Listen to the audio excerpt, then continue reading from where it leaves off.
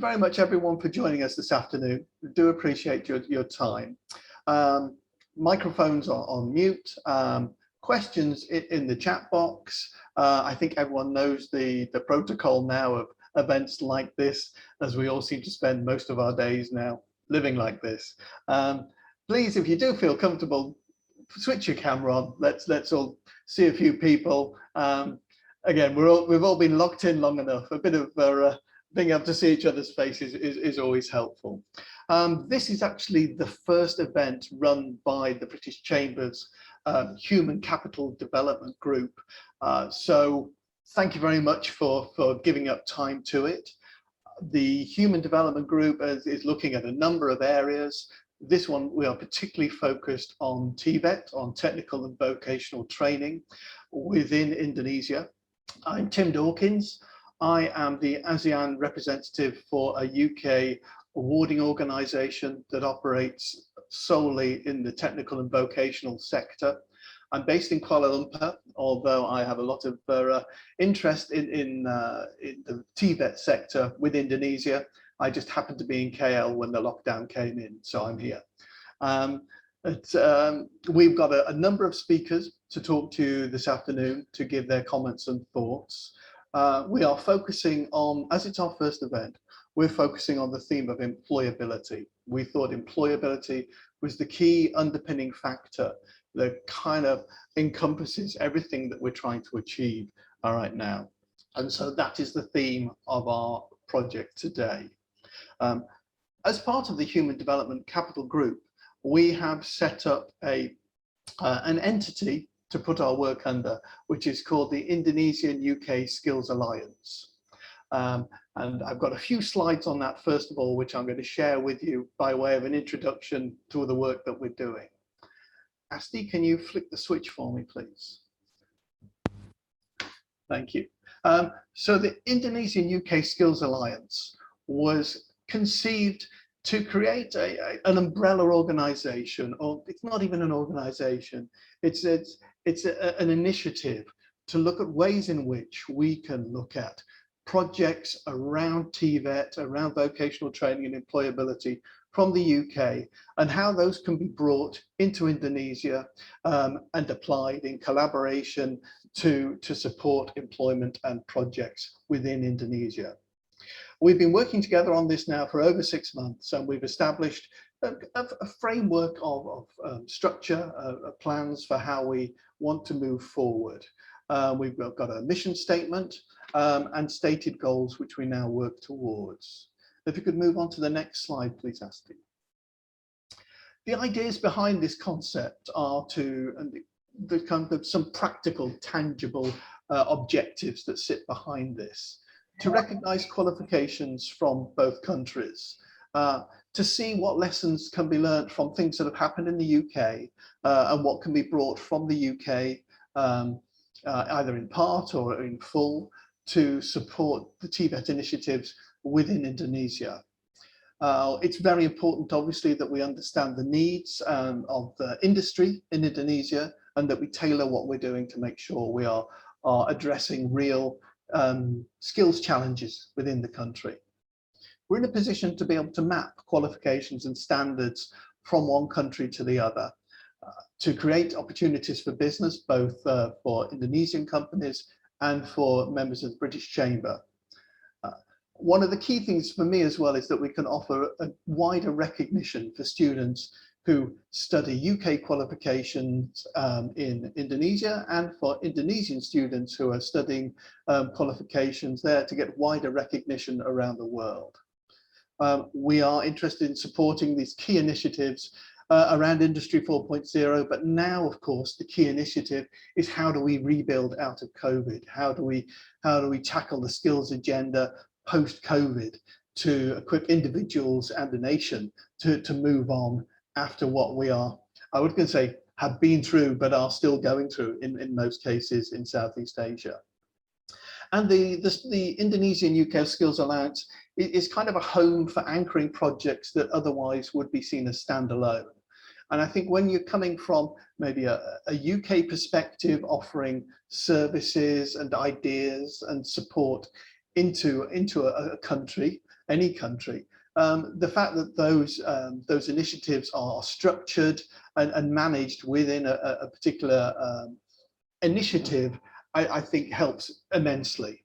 So these are the ideas behind the Skills Alliance. Asti, if you could move on to the next slide, please.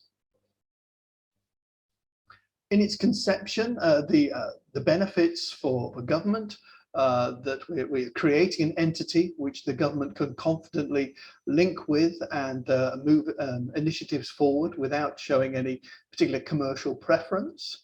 That we have direct links to UK awarding and apprenticeship structures from a government level, because both ourselves and Pearson's are UK government recognised entities within the skills world.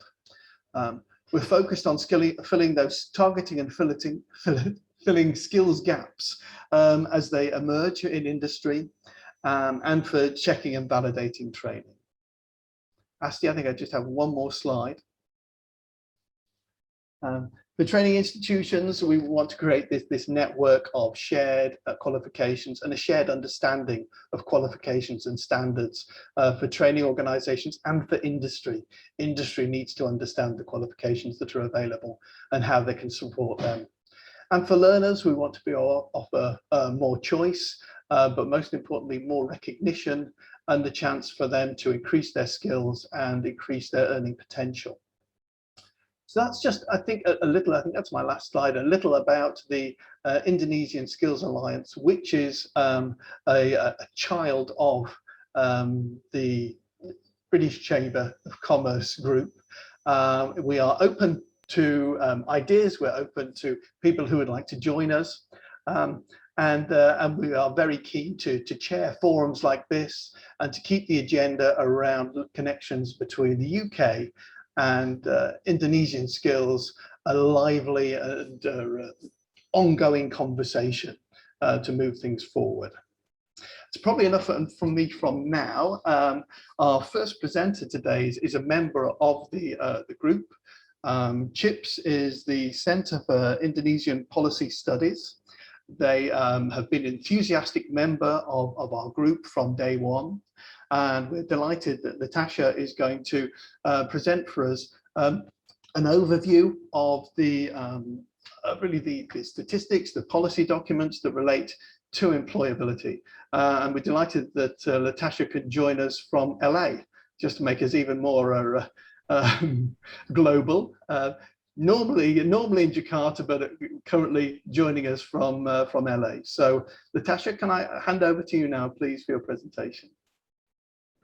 Thank you, Tim. So good afternoon, everyone. My name is Latasha, and I am a researcher at the Center for Indonesian Policy Studies, or CHIPS. I focus on research in education policies. And before I start, I just wanted to thank you to BritCham for having me today.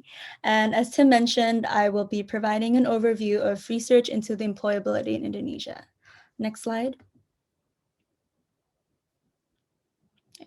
So before I dive into the employability landscape in Indonesia, I would like to talk a little bit about CHIPS. We are an independent think tank focusing on policy research and advocacy in 3 areas: food, trade and agriculture, community livelihoods and digital economy, and education. From all of our research, we aim to provide practical recommendations that would advance and reform policies to create a free and prosperous Indonesia. We are also particularly interested in the role of the private sector to address the gaps within the 3 pillars. Furthermore, we don't just stop at the publication of papers. We actually disseminate our findings in advocacy meetings with government stakeholders, private sector players, and civil societies. Next slide. And within the education wing, we have published several papers looking into low-cost private schools, pesantrens, and even digital literacy.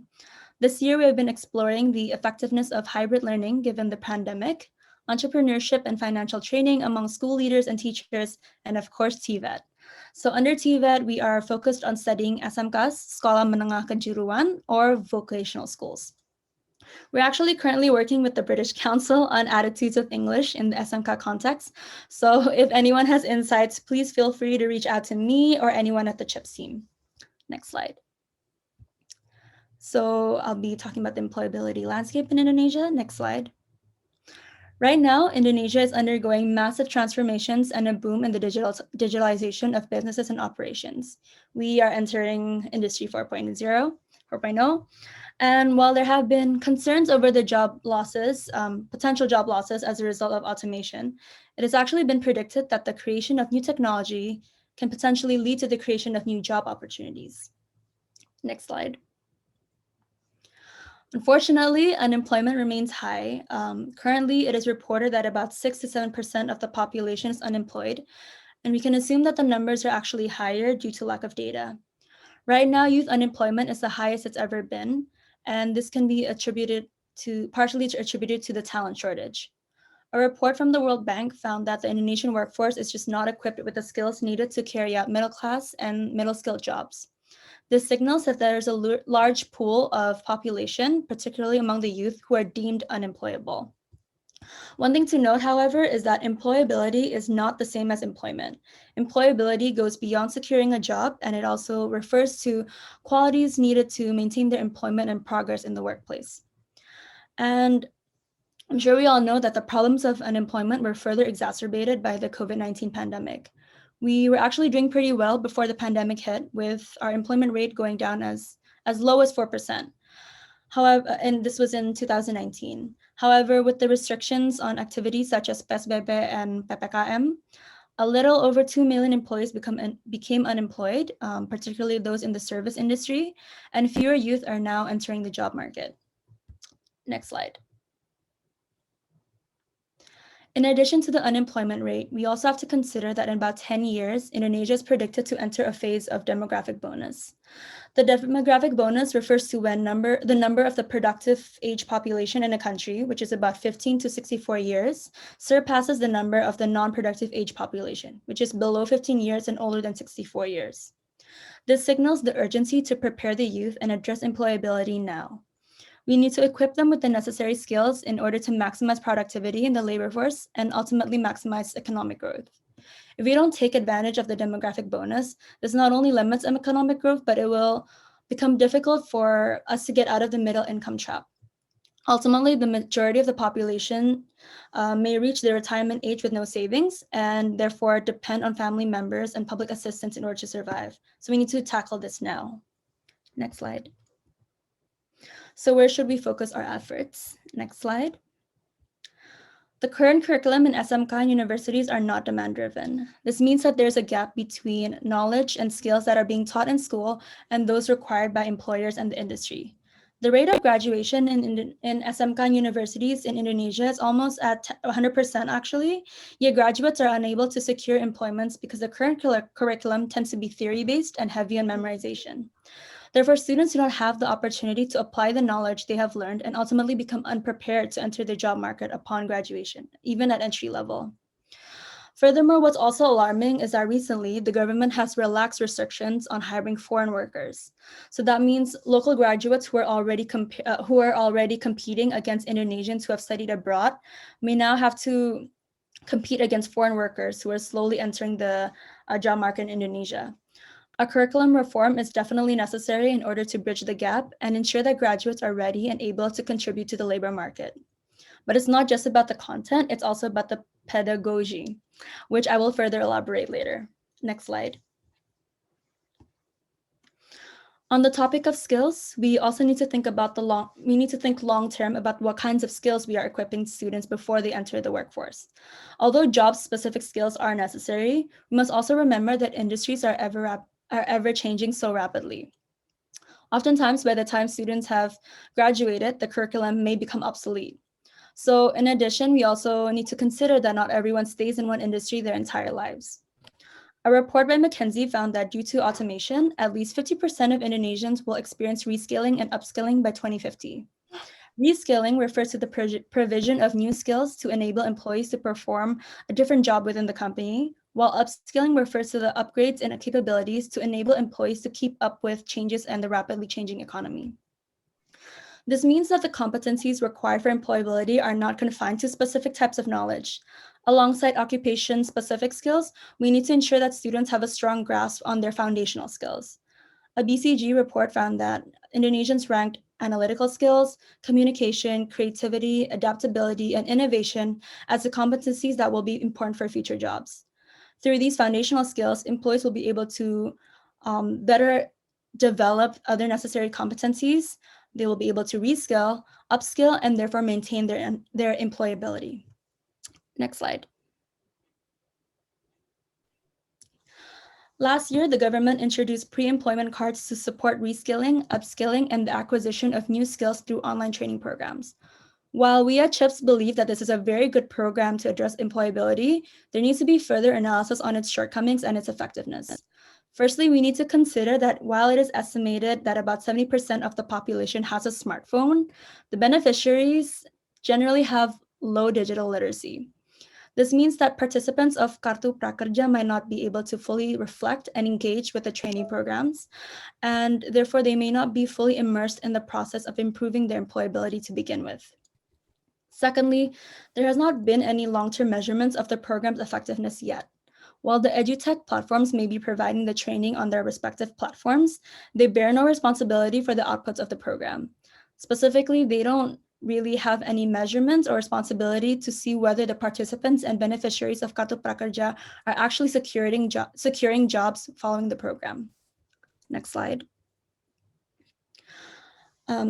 Lastly, studies have shown that one crucial variable in producing employable graduates is the teacher's competencies to train their students in the first place. When teaching employability, teachers can no longer assume the role of lecturers. Instead, they need to guide their students and encourage them to explore, innovate, and lead. Unfortunately, teachers have difficulties in improving their students' readiness because they themselves do not have those good employability skills. This demonstrates the need to include those employability skills not only in the curriculum for students, but the syllabi of teacher training as well. Research has shown that in the long run, when teachers have innovative skills, it spills on to their students as well. As I previously mentioned, the pedagogy for employability matters. Studies have shown that project-based learning and application of problem-solving skills increases their employability. For example, students at Leeds Metropolitan University developed a work-based learning module in which students completed a market research project for local companies to help develop their businesses abroad. Through this practical experience, students developed their analytical, communication, and adaptability skills, and this gave them a realistic framework for working within a business environment, enabling them to prepare themselves for the job market. Next slide. Next slide. So how can we improve employability in Indonesia? Currently, the public-private partnership opportunities have been on the roll.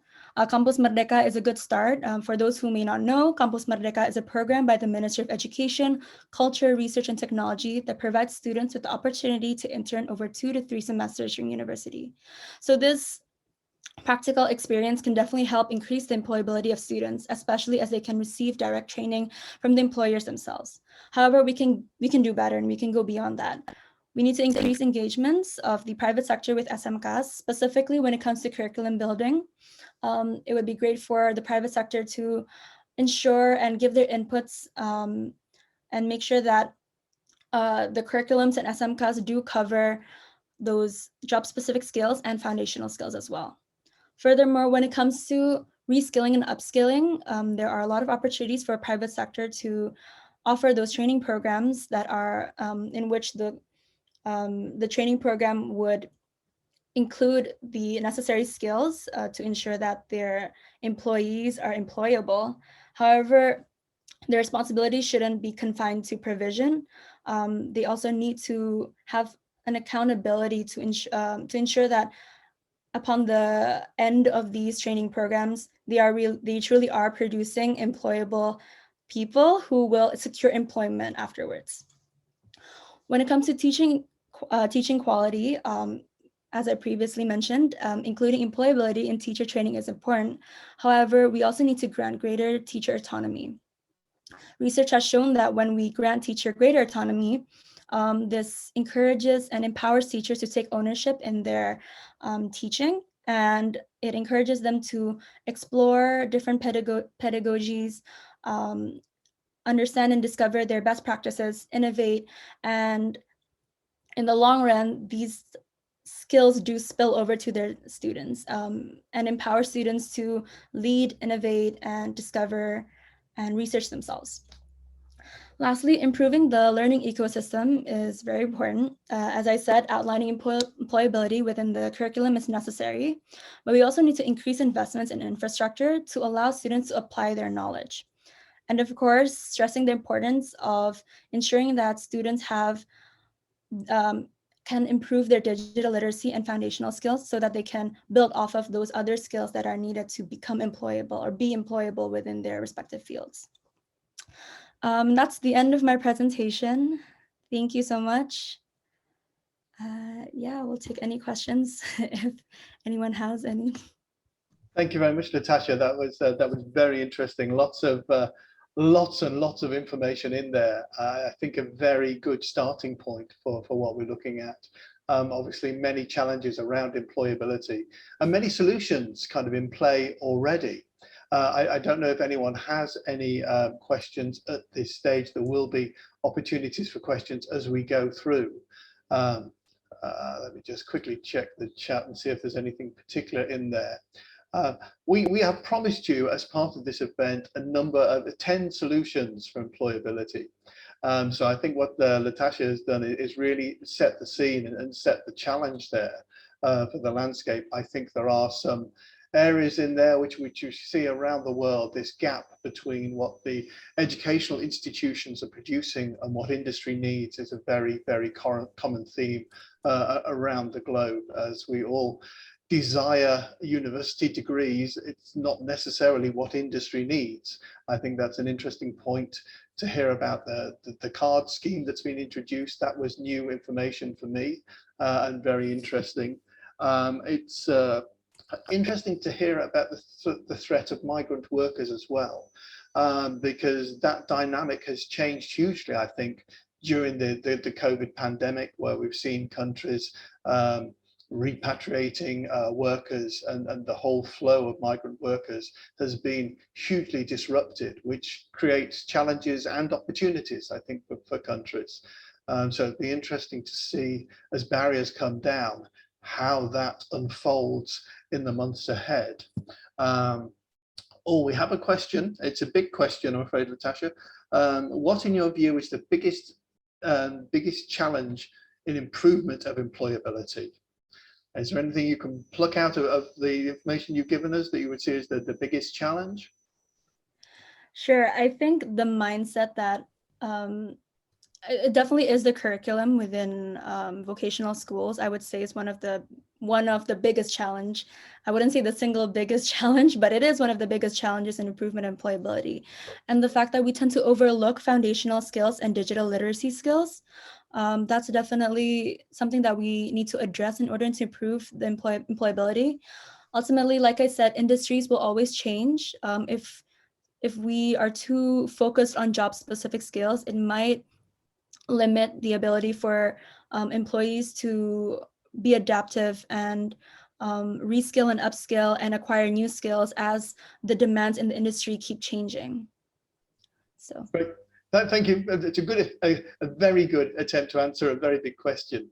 And as you're answering it, I've realized that we're all going to try and answer this now, because this is the main theme of the rest of the event.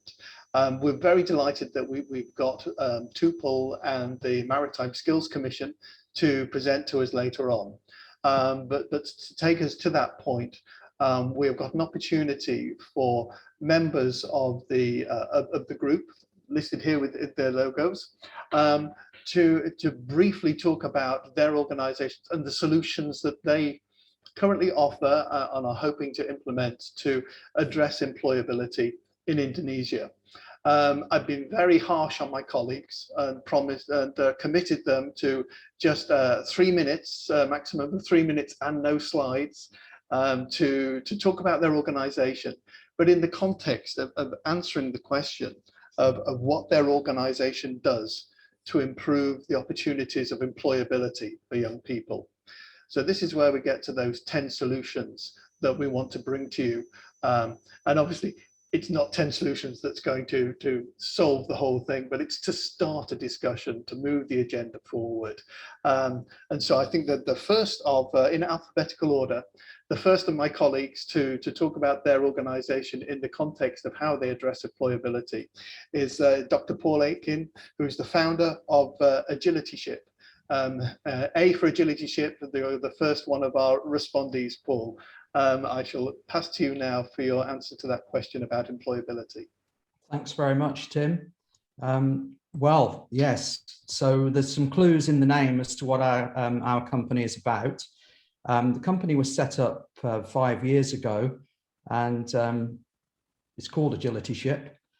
What's that about? It's about preparing the unprepared for change. Our strapline is be agile or be fragile.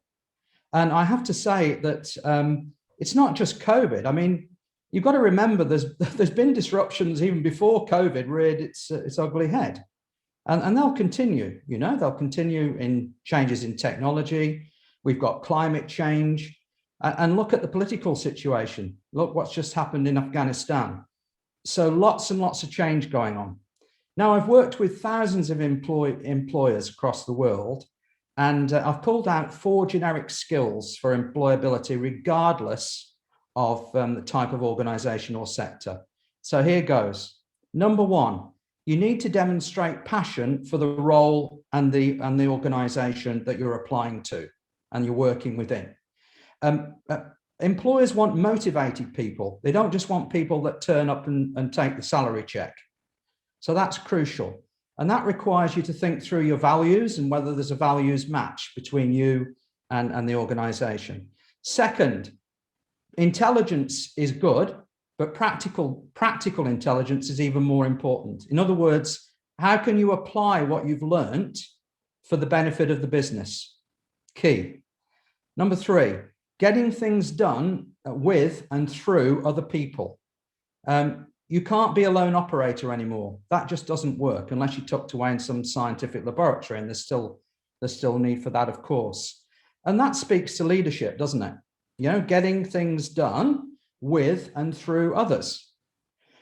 And 4th, role reinvention, the innovation and entrepreneurism that all employers will require. You will be required to be able to reinvent yourself and even your role while you're in a role.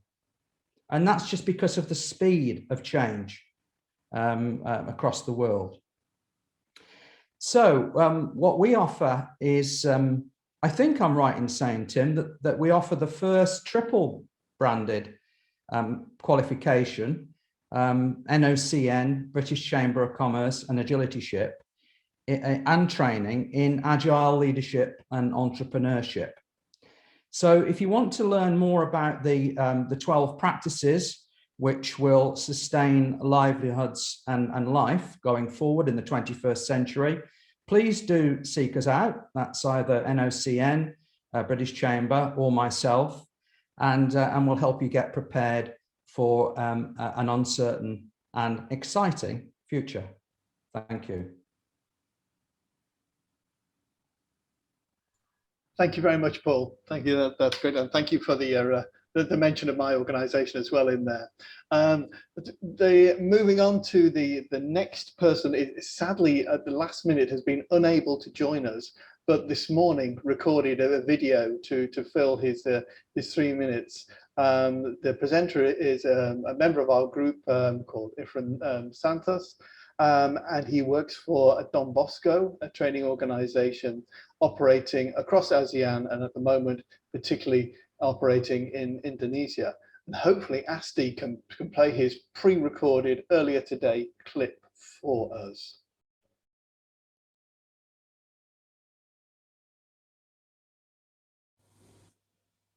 Hello, I'm Efrem Santos, a Salesian of Don Bosco. I'm currently the director of a TVET center here in the lovely island of Sumba, an island much further east from the famous island of Bali. The Don Bosco Balay Latihan Kerja, or abbreviated as BLK Don Bosco, is a training center that follows the Indonesian national standards. This fact makes our graduates more employable because industry is inclined to employ graduates who are trained and certified according to national or international standards. A second factor that makes our graduates more employable, aside from the hard skills mentioned a while ago, hard skills that are according to standards, are the soft skills that make our trainees stand out.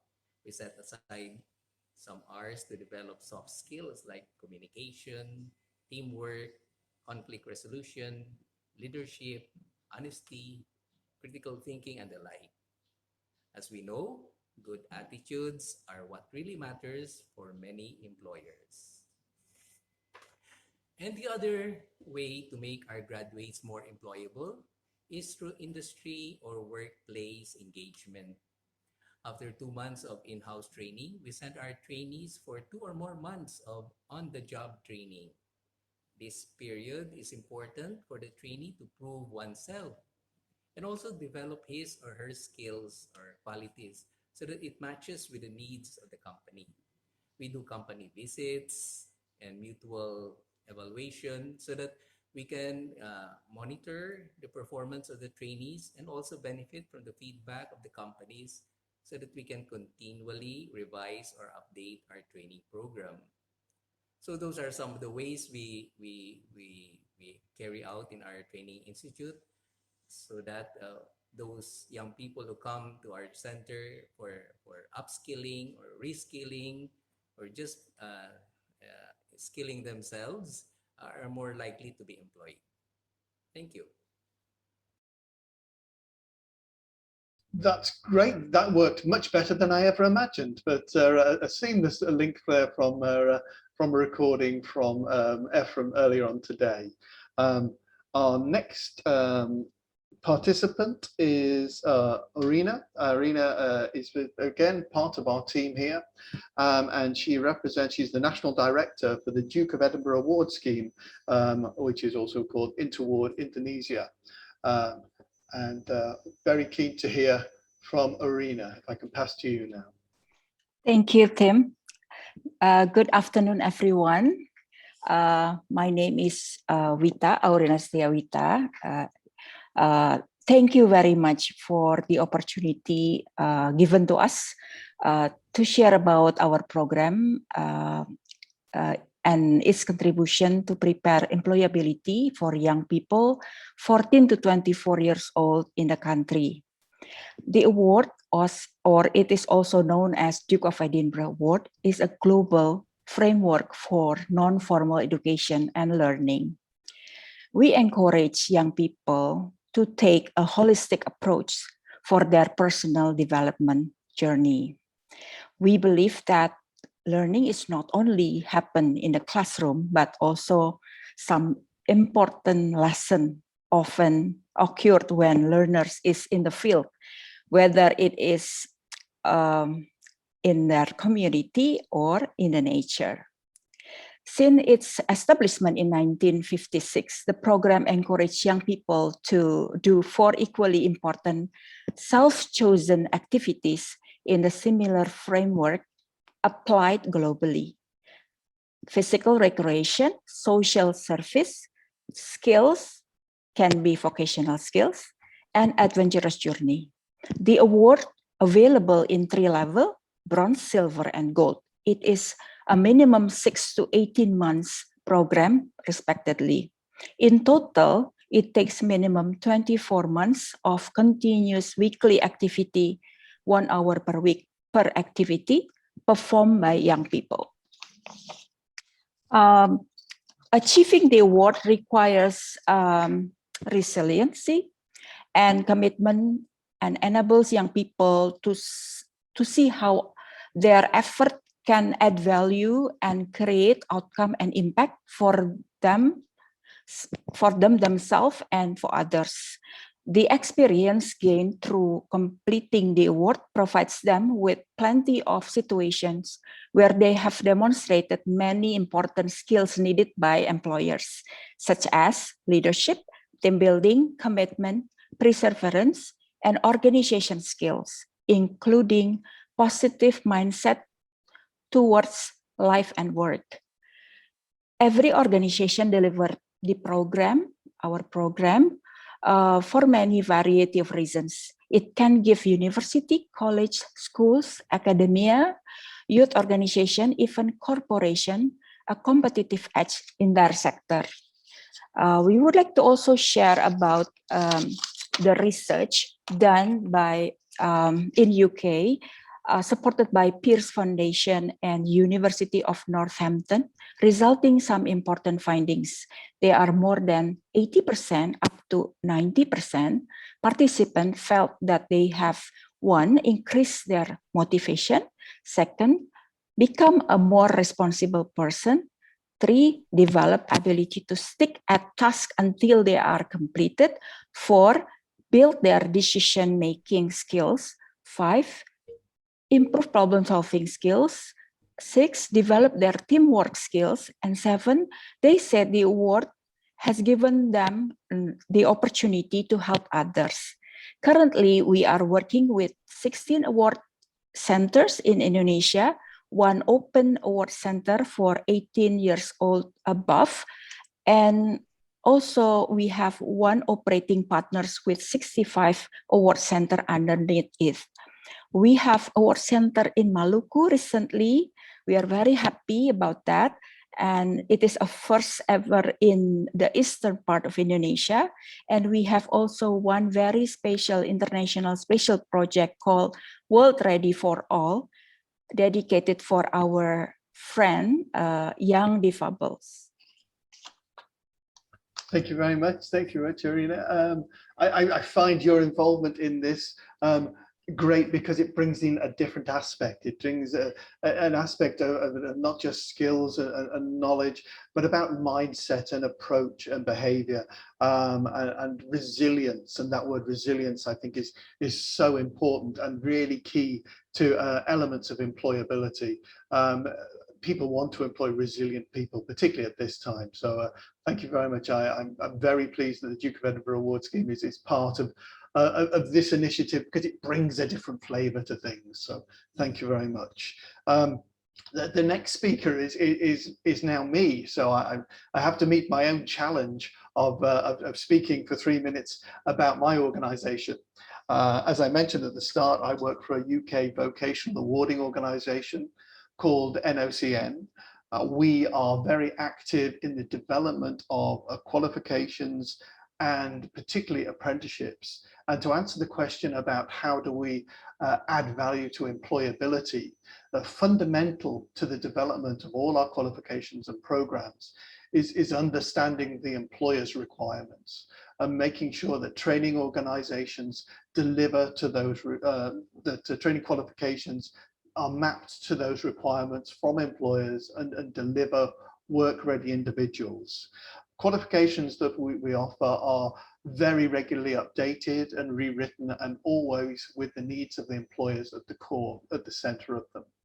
We are leaders in the UK in the development of apprenticeship programs. There's been a reform in the UK around real job-based apprenticeships over the last 6 or 7 years.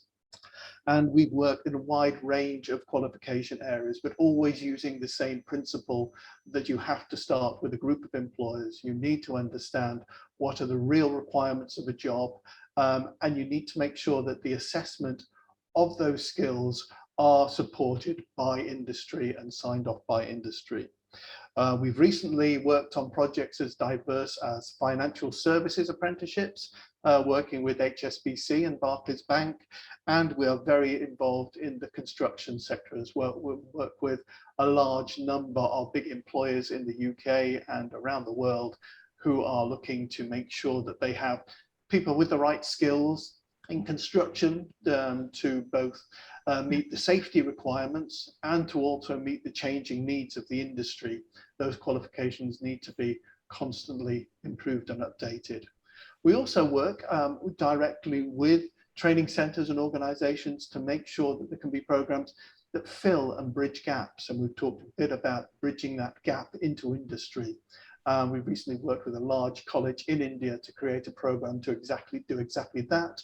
They felt there was a gap in what they were offering and what industry needed, and we worked with them to create a program that fit that gap, but was also a recognized qualification and would be valued not only in India, but in other parts of the world where UK qualifications and standards are recognized.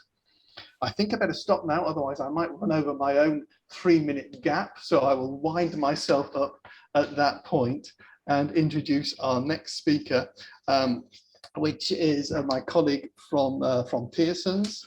Prasasti has been a part of the team again from day one, and we're delighted to have such a large international organization as Pearson's as part of the group.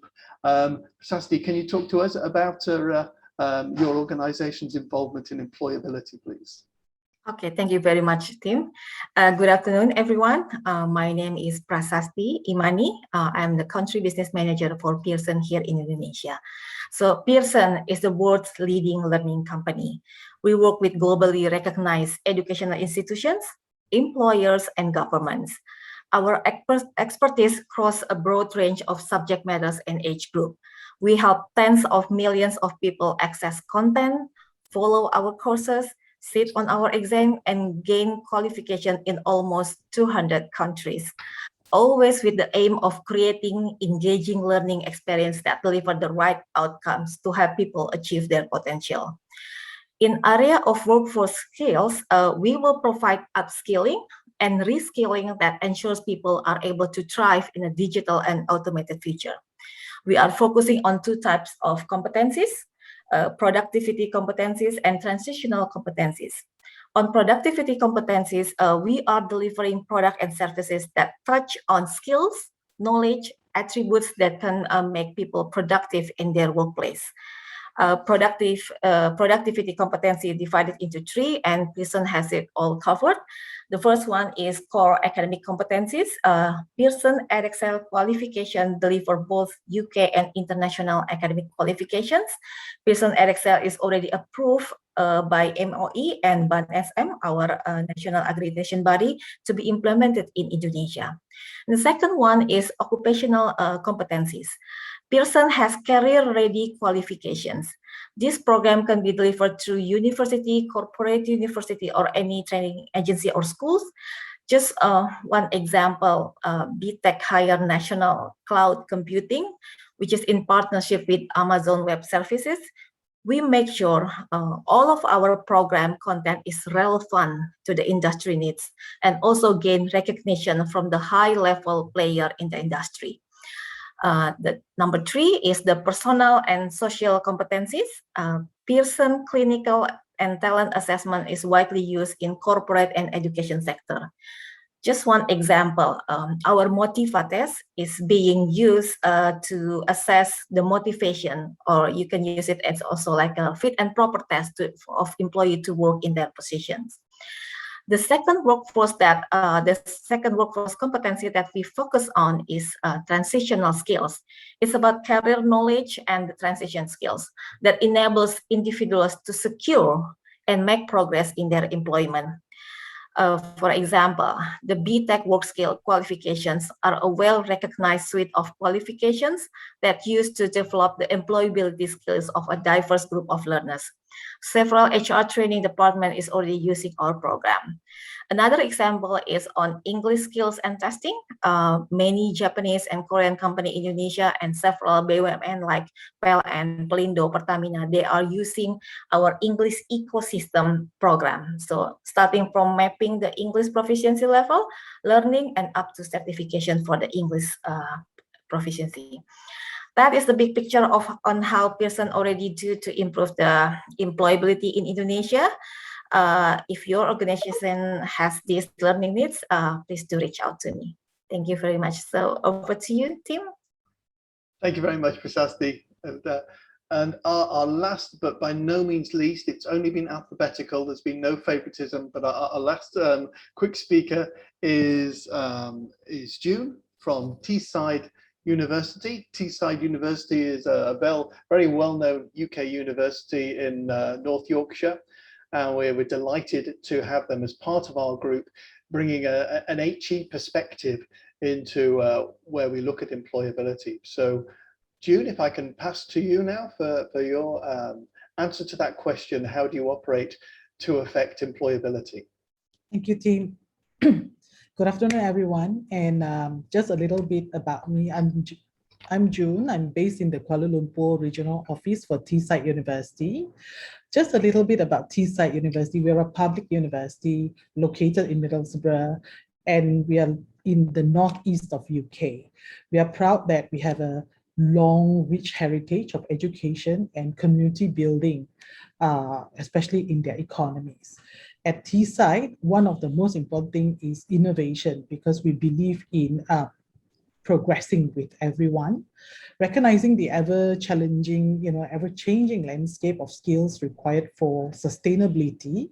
Our courses, research, business services are carefully curated and developed to meet the demands.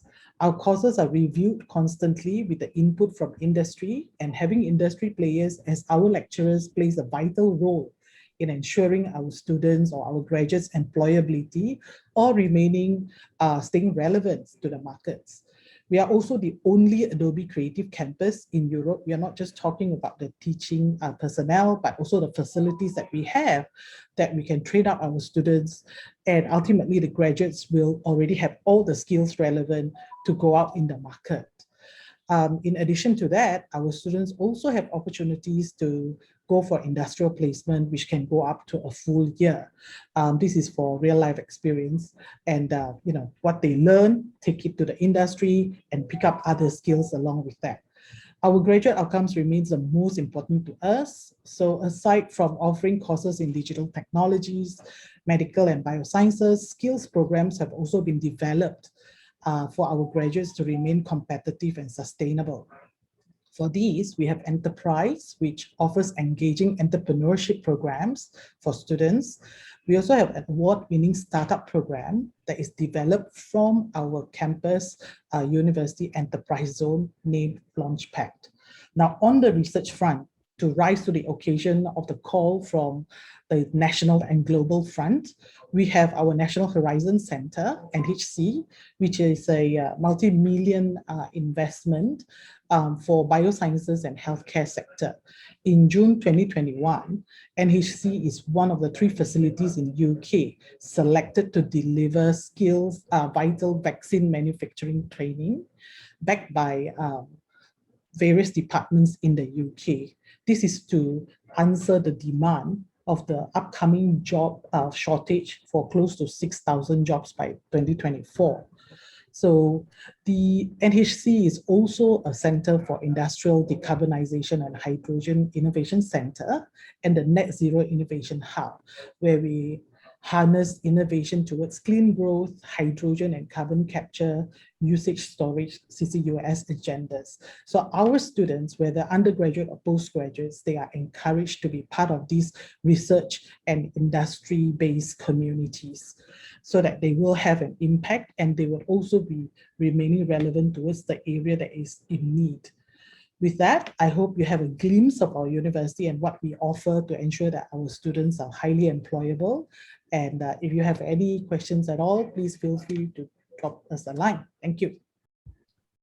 Thank you very much, June. That is the last of our short presentations from members of the group. And the reason I wanted to do that, and we thought that this would be useful, is to give people an idea of the scope of the group of the Indonesia UK Skills Alliance. We cover quite a few different types of organizations, and we're very keen to open the doors, and we're not just here to sell you our services, but to say this is a group you can tap into, this is a group you can link up with, we can grow this network to find these employability solutions. We do need combinations, we need conversations, we need various different elements of what the team can offer to help meet some of these challenges. So what I wanted to do in today is to introduce the members of the group so far, and to say if you've heard things that are interesting, if you want to engage, then the door is very much open.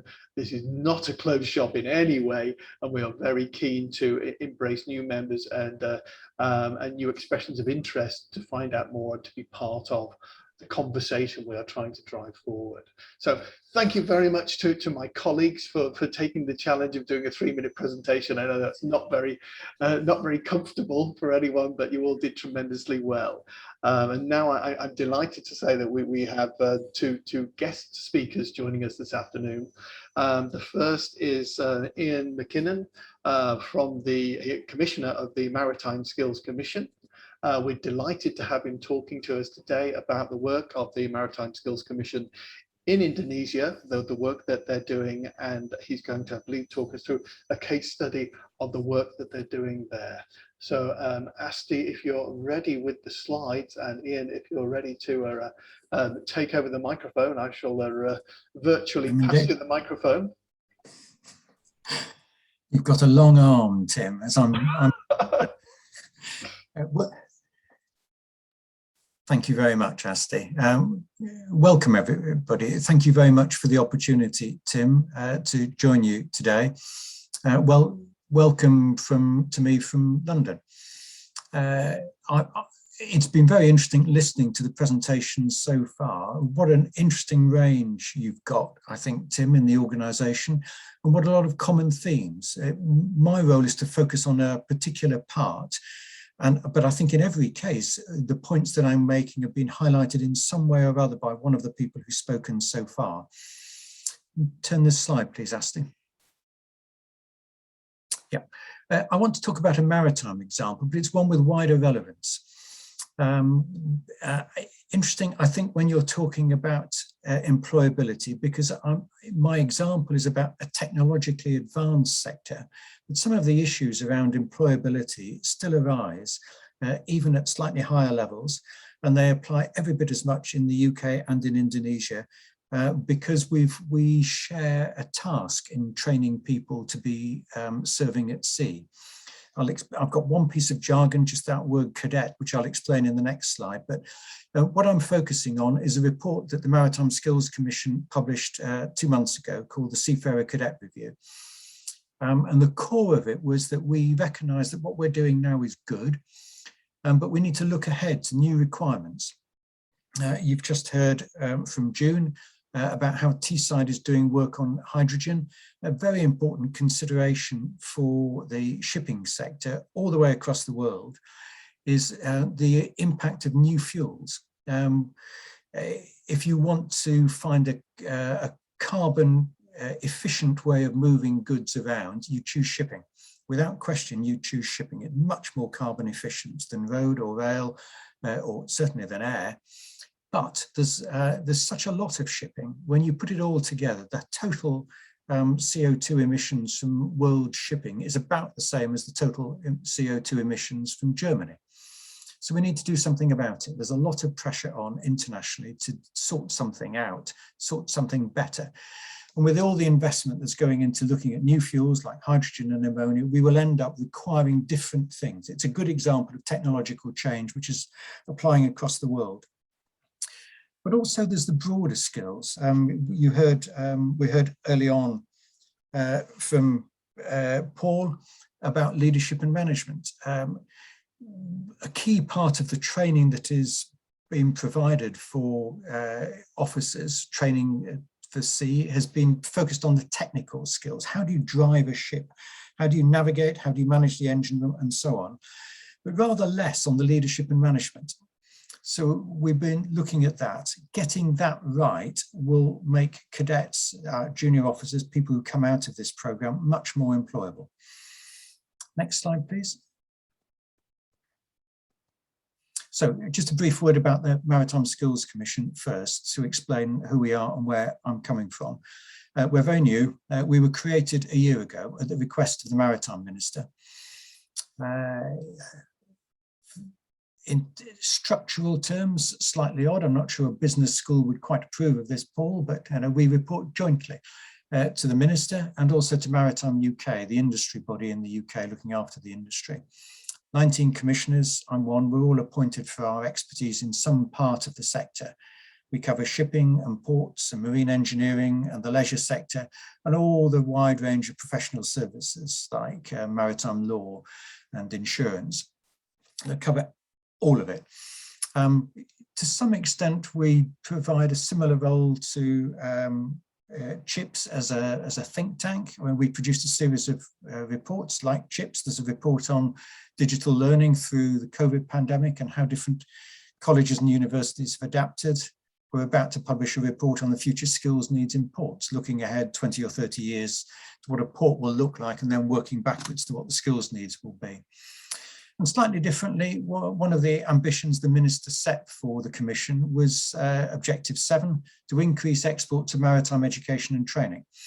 And that's the context for me talking to you today. I'm lead commissioner for exports. We've been working with Mary Kent and colleagues for the Skills for Prosperity programme. It's UK funded, managed in Indonesia and Southeast Asia by the ILO, International Labour Organization. So a couple of months ago, we presented to the National TVET Committee in Indonesia, which is busy looking at sector skills councils, the possibility, probability, I think, of a maritime sector skills council. Not in any sense to say that what we've done in the UK with the Maritime Skills Commission is something you should copy, but to say, here's a model that's working for us, and we hope that you'll get some inspiration out of thinking through how we've done what we've done and whether that works. Next slide, please, Asti.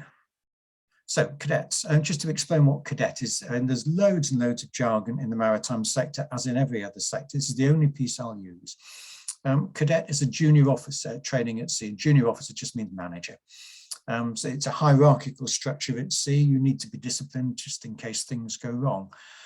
And every country in the world, certainly including Indonesia, uses the word cadet to describe junior officers, when we're all working to the same standards.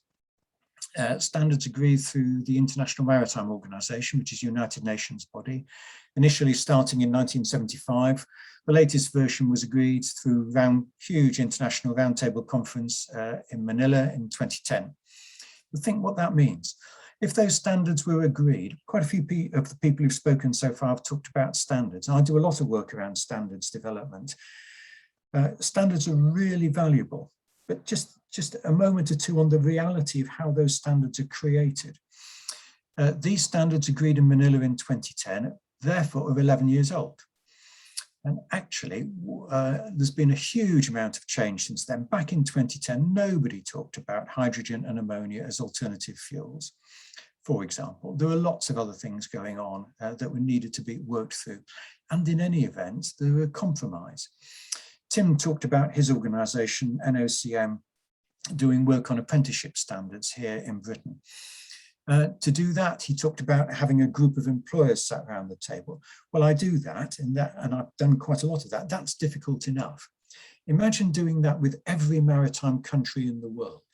Sophisticated G20 countries like the UK and Indonesia, but also a good many other countries with less sophisticated resources, much less money, different takes on what maritime sector means, countries which are specialising in some part or other of the sector. Different governments with their own views, because politics inevitably comes into this. Employers, some of whom are ready to commit to investing for the long term, and others of whom see investment as short-term cost. Trade unions, all of that in a mix, times what, 150 countries all the way around the world, you end up with a compromise. It's not the lowest common denominator, but it's not the best. We haven't set a standard to be, this is the best, because a lot of organizations wouldn't be able to cope with that. So we're talking about a compromise. And I think that's true of every standard. And that's why we were hearing, Tim was making the distinction about what education institutions provide and what industry wants. And Natasha talked about instances where the curriculum isn't demand driven. Next slide, please. So why look at it now?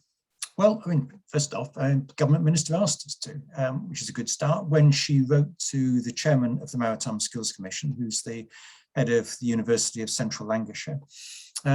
She asked Graham to focus on 7 different objectives, primarily about making sure that the sector gets the people it needs, but asked us particularly to look at cadets. And the core of that is simply that although we know that the training offered in the UK is good, and it's seen as good by the rest of the world, lots of people come to the UK to train. I see that one of my colleagues, Carla Gethin from City of Glasgow College, is on the call. Lots and lots of international students in Glasgow, as there are in the other leading maritime colleges in the UK. We're concerned that it's becoming outdated though. And it's been a bit slow to adapt to the needs of the industry, not working well enough for employers or for individuals or for the country. So employability means making that work better. Next slide, please. Next slide, please, Asti. Yeah, it's quite a busy slide, but I'll try to put on one slide the main points. I mean, there are loads and loads of points in the review, and I'll put a link to our website later if anybody's interested in pursuing it.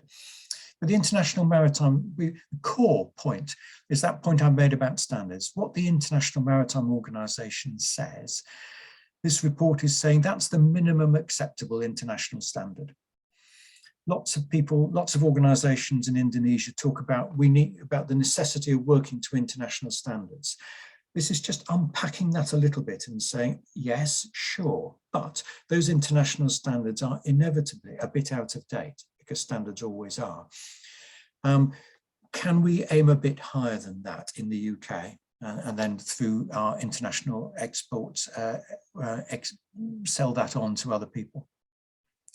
Talking about course content, Latasha said it's not just about curriculum, but it's also about the way it's taught. So that, I've mentioned already, greater technical agility, and that flexibility came up in a number of comments from Prasasti for Pearson, from Tim on behalf of NOCN, and leadership skills. Looking at the qualifications too, most of the people who train as cadets at the moment get a qualification which is below an honours degree. Now, every country plays qualifications below honours degree in different ways, so a lot of it doesn't translate very well. But a lot of people in the UK get a higher national diploma. I mean, it happens to be a brand which is owned by Pearson, and they've sublet allowed the maritime sector to use it for many years. And that's right. I mean, I think they're terrific qualifications because they're very practical. But we're looking to say we want to enhance the mix, enrich the mix. More people ought to be getting honours degrees because the requirements for cadets are getting more demanding. Employers are looking for more. We want to use greater technology in the way that learning is done. Too much of the learning has been pretty traditional classroom stuff, and then complemented, of course, by getting on board a boat or a yacht or a ship, depending on what people are learning. But using technology more in learning, particularly with simulators, looking at the way the aviation industry works. Every pilot in the world learns on simulators, and we need to be very careful in ships and in shipping to get the safety aspects right. We do actually really need people to know what they're doing. People die if you get it wrong. So it's that safety imperative is really important. But technology is terrific. Technology used well in learning is terrific. And shifting the balance, so we move away from too much classroom stuff and a bit more use of technology. And one of the things that the shipping sector has long done is focus a lot, I mean, aviation's done it to an extent too, on time spent. Counting how many, the International Maritime Organization does it, setting standards which say you must have spent so many months at sea before you can move up to the next rank. Well, yes, but you can spend months at sea not actually deeply learning. So it's using that time better and working out what do people need to be able to do. And if you can focus more clearly and define more precisely what people need to be able to do, then that's more useful than saying you've got to spend 3 months doing this and 3 months doing that. So part of that, which is the last bullet, is managing training time at sea better. As with traditional apprenticeships, I think in every part of the world, people in training roles often get the chores. Well, and I got the chores. I got plenty of chores when it was my time. But it's not a great way to learn, is it? It's some of that's about the socialization and understanding how an organization works. And of course you must do that. And you've got to earn your stripes in a way and prove to everybody that you deserve it. But when you're focusing on what you're trying to achieve, spending time so that learning time at sea is structured, that's really important. So next slide, please, Asti. So this is the last slide, just trying to pull some threads out of that, which are comments I think that others have made. When you're working to standards, just asking, what do you really want? Previously agreed standards, but are they up to date? Were they a compromise? They're inevitably a compromise, not defining the best, but what everyone can agree. And in lots of organizations will say, those standards are a really good foundation. Make sure that what we are doing is what everybody else has agreed is the right way to do things. But in our organization, we want to go a bit beyond that because we're us. And it might be some specialist things that you do because of what's distinctive about your organization, but it might be because you're setting your own standards a bit higher. So just exploring a little bit about what standards actually means, and it's clear from the 3-minute presentations that we've had that there's lots of organisations in this partnership with some really good angles on that and in a position to help. The standards that we work to set by the International Maritime Organization are typically focused on technical excellence. And we want and need to go beyond that.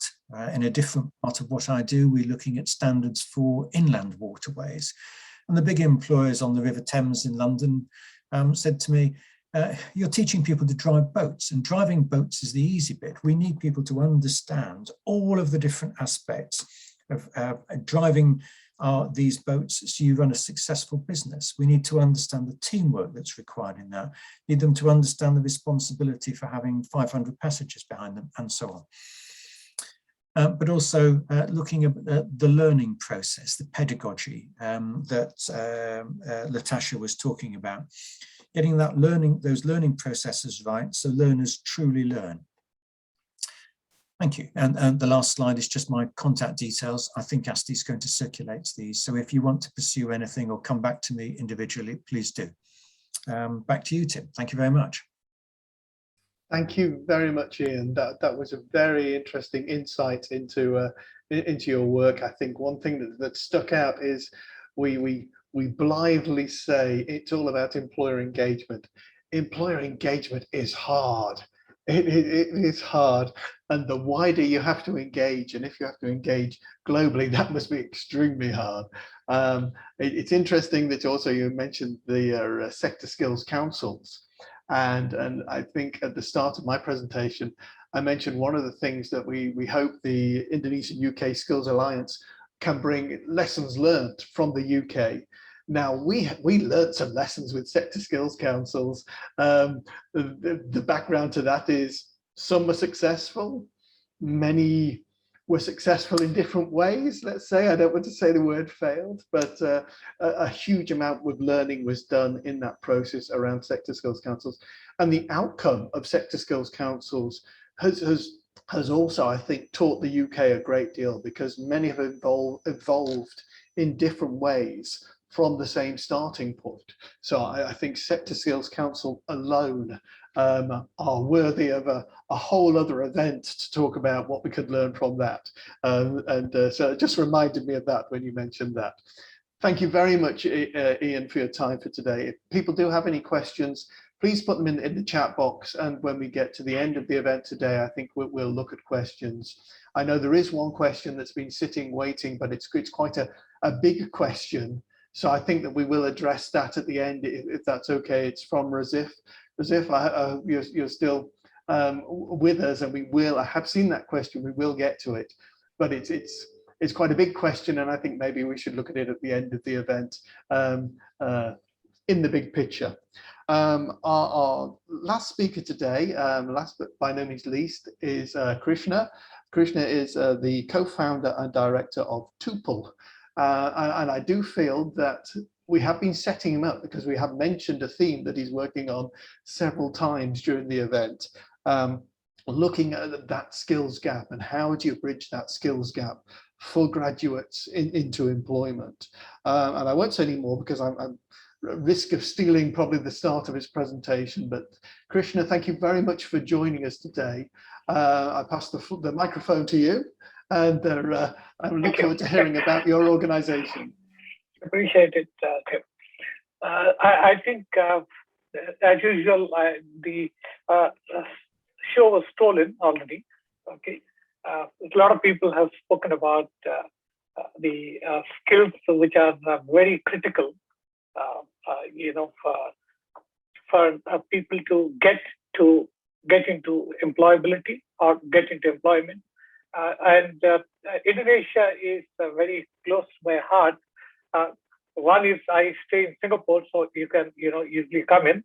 Second one is while running my previous role, I was focusing on 5 countries in the entire Asia Pacific region, and Indonesia happened to be one of them in the skills area. So we had a fantastic success in the higher education sector.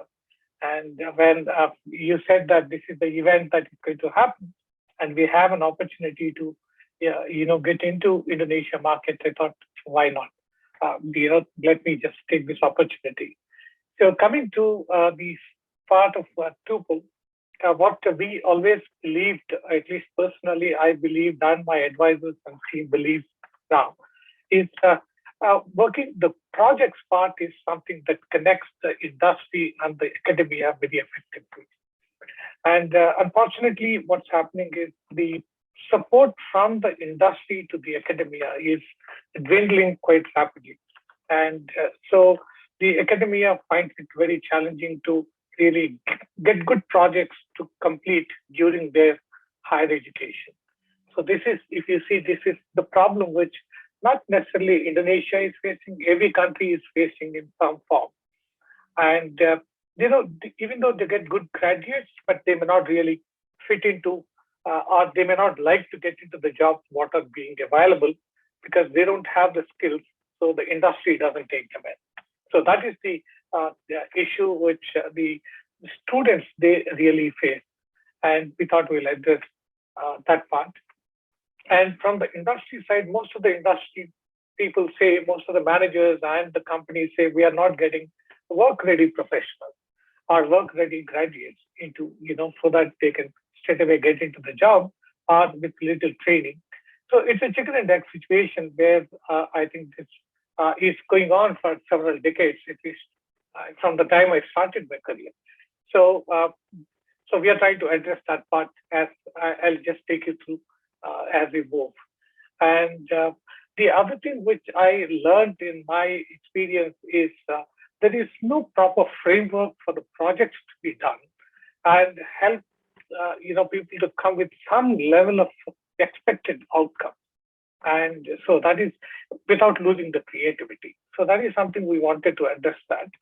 And the industry, as I said, is finding it very, very challenging to support the academia. And it is going to become worse because, now everybody is working from home, no way of getting into the office. We don't know for how many weeks, but how many months. So this is the way it's going to happen. So we need to have some innovative solutions digitally to help the students to build the skills. Next slide, please. Next slide, please. Next slide. So this is broadly our approach. We have started working on creating the framework a few months back, and then we had an opportunity to work through Tim to get our framework validated and certified. And then we realized very honestly that it is not a small thing to do it, because as we wanted to have this globally, we should be able to roll it out globally. So we thought we need to bring in those standards and those processes into this. And we are very proud that we have a tie-up with NOCN now, who are regulating our performance so that the students and the industry will see this as a valuable tool to really apply. So we have certification for mentors, and we have certifications for the students. And one of the reasons why we wanted to have certifications for mentors, I'm looking at the skill augmentation part of this context. We always felt, or this is true in most cases, we ignored the faculty members or the teachers in the institution while addressing the skill development. Normally, we address the students part of it, but the real connect is to the industry is that the faculty members. They need to be not necessarily trained only, they have to be skilled also, how to handle. So that the last piece of part, we can go to the industry and ask them to help, rather asking everything to be supported by the industry. So we have created certifications for mentors. There is a framework for them, and they will help the students to build the projects. So very exciting curriculum is being developed, and we have started delivering for various cohorts. And we feel that the faculty members are finding it more empowered as they're using our curriculum. Some idea I thought I should give, like how the industry is going, at least from a Toople's perspective. And they are, the Pearson name is there, but you can see that how everybody is into this and trying to help the students to really build the skills. And the market is very, very big. And apart from that big thing, if the student loses, let's say, a year to get into the right job, then after graduation, just imagine that they will be competing with double the number virtually in the market.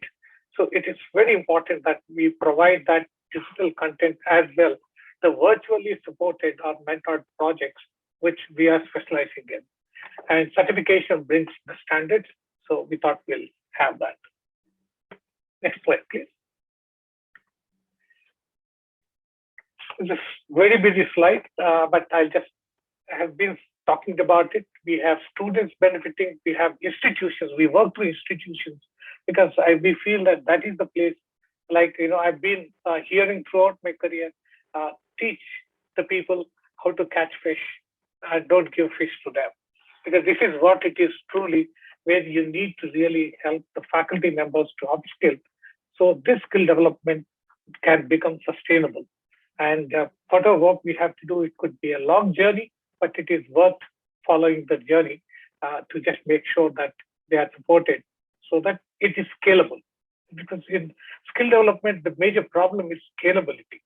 And you cannot just throw the content onto the students and just tell them to learn and look for a job, or throw them into the organization without properly preparing them into this. So that is something which we believe, and where we have the mentors helping the students from a distance and guiding them to go through the projects. And it happens in groups of 5, where there is a leader that normally emerges out of that. And it can be many leaders, but at least you are creating an opportunity to show the leadership qualities to that. So it is virtual projects working with groups and taking on to the commercial problems or problems which are very close to society.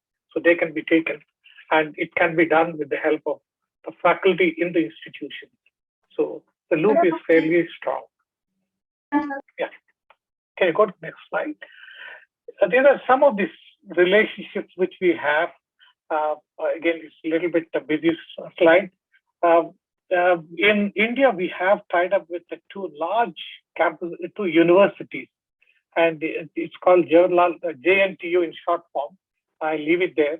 And each university has around 100 or technical colleges under them. So around 200 plus colleges, each having around 4,000 students. It's a huge number, and I can tell you confidently, it's a small slide. I know that even in Indonesia, we have hundreds and hundreds of colleges focusing on technology, on the business schools. So we have created the framework to address any kind of faculty or any subject, so that we'll be able to support the students who are wanting to do the project. We are in Muscat and India, Singapore, and we are hoping to be in Indonesia soon. So broadly, this is how the certifications work. As I said, we have right side to you is the mentor certifications. Left side, we have the student certifications. It can be done by the first-time leaders in the industry. This projects, they can be done. This certifications that can be done because the first-time leaders, they find it very challenging to deal with because they wouldn't be understanding much about how to bring that leadership quality, theoretically how to handle that, practically how to look at. So we have this mentoring projects is something, for impact, which can be given to the corporates at a fairly entry-level participants or entry-level employees. And the left side, as I said, it is going to be for students. So we expect them to reflect and develop and help to complete the projects on time. This is the positioning that we have taken for the certification. This is the level of complexity we are looking at when they work on the project. So again, this is a slide which maybe if there is any interest, we can share it in more detail. But all the frameworks are available, they are ready to go in the sense they can be used.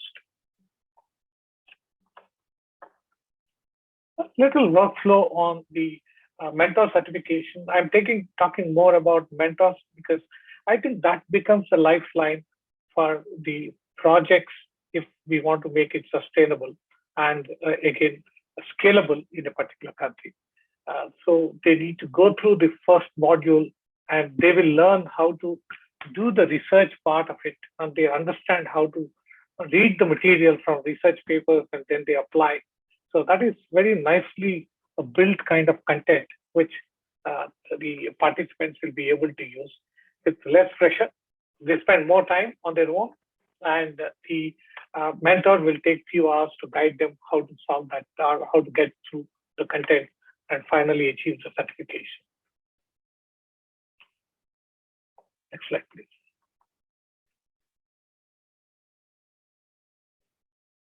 Yeah, this is student certification workflow.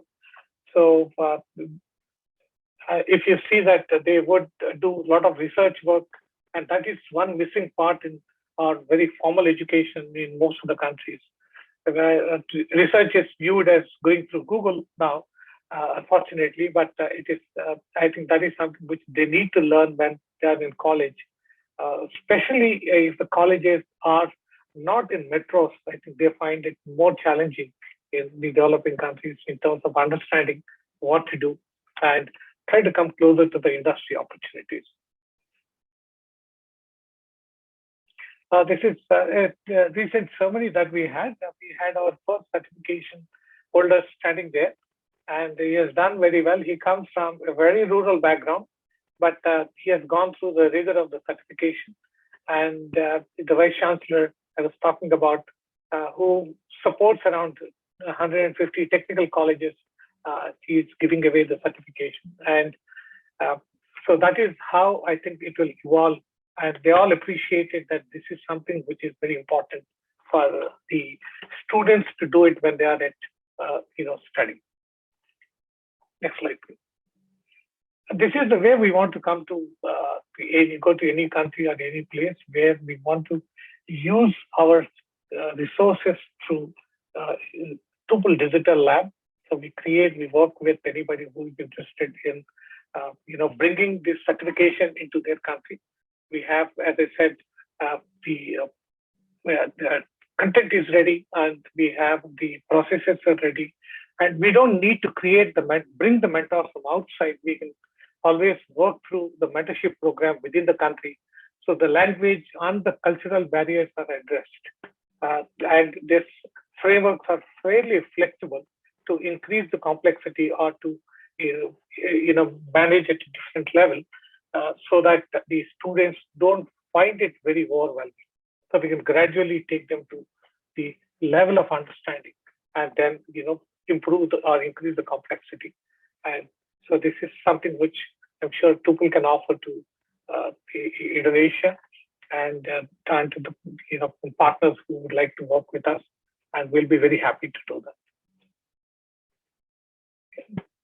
Yeah, these are the team members. Again, it's a busy slide. There are a lot of people, those who are participating, supporting us, and most of the people have passion for the education, skill development, and so it's really wonderful to have this or go through this journey. It's a long journey. We know about it, but I think projects is the mantra which we strongly follow. And virtual mentoring is something which I'm sure it will work. And naturally, it is the solution for the COVID world. So I'm sure that we are there at the right time, the right place. So that's what it is, I thought I'll just share it. And any questions, anything, I'll be very happy to take. Thank you very much, Krishna. Thank you for talking us through there your project. I think that it's very interesting that you have a mentor-based approach, that you're not just focusing on the individual, but creating an environment for those individuals to be successful within. I think there is definitely something there to be learned from and to build on from that. So thank you very much for sharing your insight with us. As I said before, we want this to become a forum for ideas, for solutions that people can share and bring to the group. Now, I'm just having a quick look at if there are any questions were asked, and I know there was one earlier on, a question that was asked very early on by Razif, which was aimed at Natasha, but I might jump at answering it before while Natasha has time to think about it. The question was, how do you convince an employer that employability training is something that should be done, that something is important? I've had time to think about that because I've been looking at it while other people have been speaking. My answer would be to make sure that the outcomes are a language that employer understands, and employers generally understand money. So talking about in what would be the commercial benefits for their organization, to have staff who are the right fit from day one and stay with the organization. What does that mean in that organization? Is it about the induction? Is it about the mindset? Is it about having a correct appreciation of what they're going to find at day one and building that into an employability program? I think we've heard from many speakers that standards change, requirements change, and we need to adapt. I think in a very micro way, we need to make sure that we're adapting our employability offer to absolutely meet the requirements of an employer.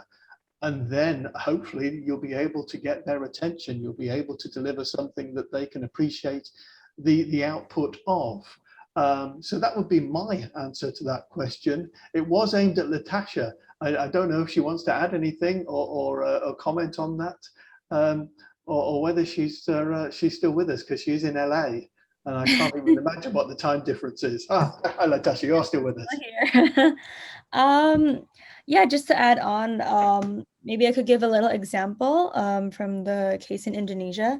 As Krishna mentioned, industry employers have often complained about the quality of graduates, saying that they're not prepared to enter the labor market, even at an entry level.